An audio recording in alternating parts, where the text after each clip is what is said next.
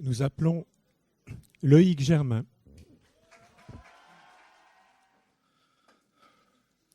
Mesdames et messieurs, cher public, chers membres du jury, bonsoir. Je vais vous demander tout d'abord d'imaginer une famille. Pas n'importe quelle famille. Une famille de célèbres politiciens. Le père, la soixantaine, cheveux poivre et sel, enfin pour ceux qui lui restent. Barbe rasée à blanc et évidemment la panse à alcool. La mère, elle plus dans la quarantaine, on se demande d'ailleurs pourquoi, propre sur elle et toujours derrière son mari. De leur si belle union, un enfant, leur perle rare, Mathieu. Un jeune, voué dès sa naissance à marcher dans les pas de son père. Mais c'est dans ce même chemin, qui est d'apparence si directe, que se pose un problème. Mais ça, Mathieu ne le sait pas encore. Arrivé dans la cour des grands à ses 18 ans, il se retrouve comme un simple pion blanc sur un échiquier rempli de rois et de reines. Il va alors tenter de se frayer un chemin entre ces hommes et femmes, tous plus puissants les uns que les autres. Jusqu'à un jour, se faire balayer d'un simple revers de la main. Échec. Échec. Échec et Matt ne s'en remet pas. Mais comme on dit, le succès n'est pas final. Ce pion à qui tout avait réussi jusqu'à présent se retrouve désormais sur une case noire. Ce noir, souvent sans espoir, se referme sur notre héros presque comme une cage noire. Cette même cage va l'enfermer, le bouleverser, le balayer. Mais comme on le sait, tous ceux qui se retrouvent sur une case noire sont voués à jouer au deuxième plan. Car les noirs jouent toujours après les blancs. C'est connu et c'est malheureusement comme ça. Sur cette case noire, comme enchaîné par son désespoir, notre héros va en broyer du noir. Emporté dans un tourbillon d'émotions, arrive alors la pire des situations, la dépression. C'est dans celle-ci que notre jeune Mathieu va découvrir un monde sans direction, où la moindre petite erreur amène sanction et résume ta vie entière. Parlons d'ailleurs de ce monde. Ah, ce monde. Ce monde-là, rempli d'injustices et de contradictions, où la plupart de la population ne laisse pas vie à d'innombrables émotions. Comme ici, plus précisément le cas de la peur. Cette peur, souvent vue par les plus bêtes penseurs comme signe de malheur, va ronger notre jeune joueur de l'intérieur. Fini les douces heures de bonheur. Maintenant, place à l'horreur. Cette horreur, tout le monde l'a déjà vécue au moins une fois. Cet exemple, bien que général, c'est celui de l'échec amoureux. Le combat d'un roi ou d'une reine essayant l'un comme l'autre de se retrouver, mais que chaque pièce éloigne un peu plus. Ce combat, où peu importe les causes, et de la manière dont il est résolu, te blesse et te marque comme un fer rouge. Souvent caché derrière de nombreux vêtements, mais toujours là, présent, à même la peau, à tout jamais. Cette peur peut aussi bien se manifester dans un petit village nommé Angoulême, où démarrent les rêves d'un jeune provincial épris de gloire littéraire, un certain Lucien de Rubempré, qui, lui aussi, comme notre Mathieu, porté par ses rêves ou par un chemin déjà tout tracé par papa, pensa la réussite trop accessible.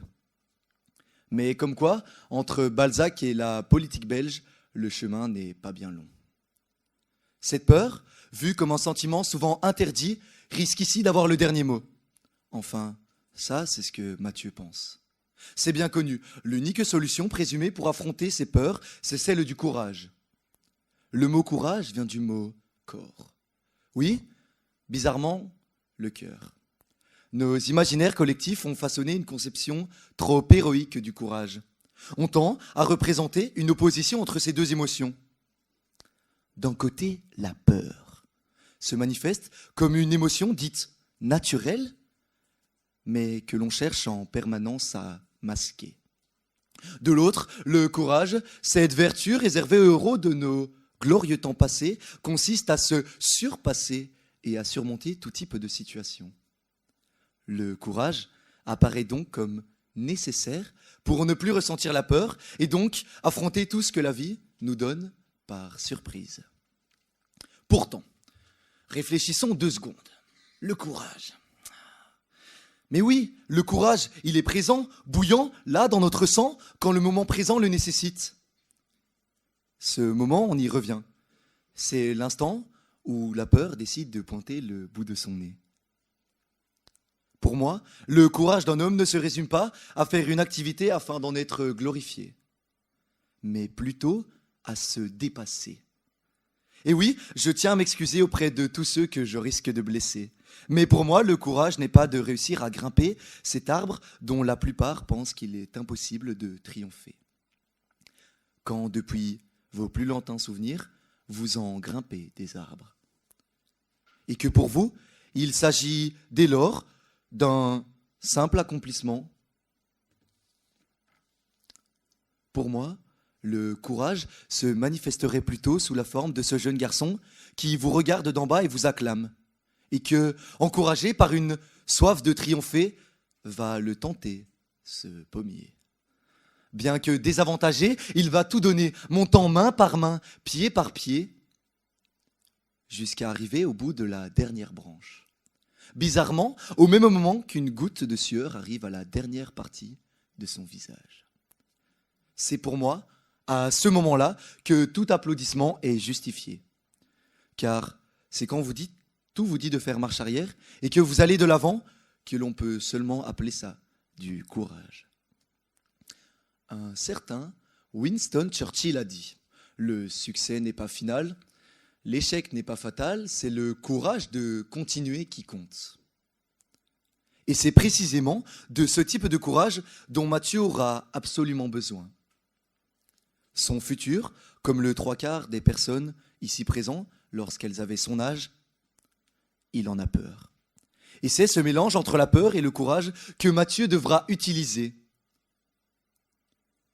Et si, finalement, le courage n'a pas été suffisant et que sa partie est dès lors perdue, comme tout bon joueur, il lui suffira simplement de replacer ses pions pour se redonner une nouvelle chance dans la vie. Tout comme Mathieu, si mon expérience dans l'éloquence vint à se terminer, je pourrais dire que je suis passé d'un petit pion tentant l'expérience à un fou allié de ses sensations.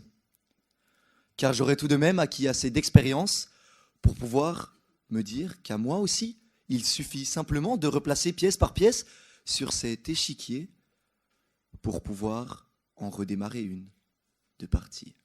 Merci.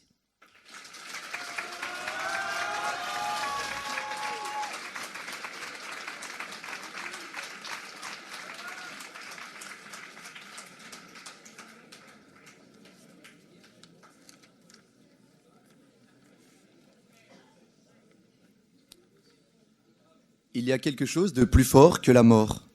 C'est la présence des absents dans la mémoire des vivants. À cette phrase, je pourrais répondre que on ne pourrait jamais remplacer un mort. Un mort, c'est beaucoup plus qu'un souvenir. C'est une personne qui vivait, qui était auprès de nous à chaque moment de notre vie. Pourtant, la vie se finit. Et ce mort finit au fond d'un trou. Évidemment. Et oui, ces absents vont nous manquer, mais pour pallier à ce manque, il y a les souvenirs. Ces souvenirs qui restent dans nos têtes et nous marquent. Et c'est grâce à eux qu'on arrive à faire ce deuil. Et oui, peut-être que j'aurai à faire un deuil, mais c'est grâce à ces souvenirs que je pourrai le faire en paix. Donc oui, il y a quelque chose de plus fort que la mort, c'est les souvenirs qui nous aident à faire ce deuil quand quelqu'un meurt. Merci.